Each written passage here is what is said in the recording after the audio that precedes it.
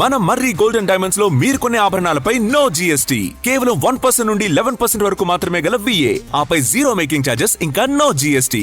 మర్రి golden diamonds. పశ్చిమాసియా దౌత్య వ్యవహారాలు అత్యంత కీలక దశకు చేరుకున్న వేళ అమెరికా అధ్యక్షుడు డొనాల్డ్ ట్రంప్ ఇవాళ అత్యవసర మంత్రివర్గ భేటీ నిర్వహించనున్నారు.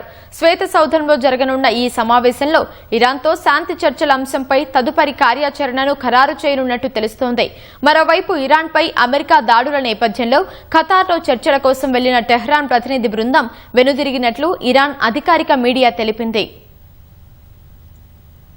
ఇరాన్ యుద్ధానికి సంబంధించి అమెరికా అధ్యక్షుడు డొనాల్డ్ ట్రంప్ ఇవాళ అత్యవసర మంత్రివర్గ సమావేశాన్ని నిర్వహించనున్నారు.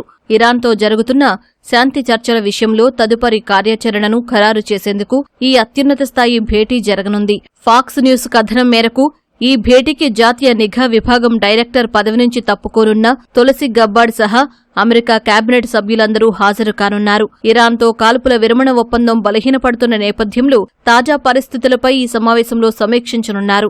అటు శుద్ధి చేసిన యురేనియం నిల్వలను తమకు అప్పగించడం లేదా అంతర్జాతీయ పర్యవేక్షణలో ధ్వంసం చేయడం వంటి అంశాలపై ఇరాన్ సూత్రప్రాయంగా అంగీకారానికి వచ్చినట్లు అమెరికా అధ్యక్షుడు డొనాల్డ్ ట్రంప్ ప్రకటించారు.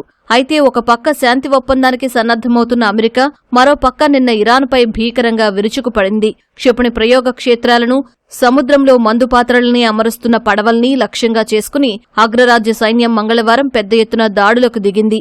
ఇరాన్ దళాల ముప్పు నుంచి స్వీయ రక్షణ కోసమే తమ బలగాలు ఈ దాడుల్ని చేయాల్సి వచ్చిందని అమెరికా సైన్యం Central Command captain Tim Hawkins ఈ చర్యను సమర్థించుకున్నారు. అమెరికా చేసిన ఈ దాడుల్ని ఇరాన్ తీవ్రంగా ఖండించింది.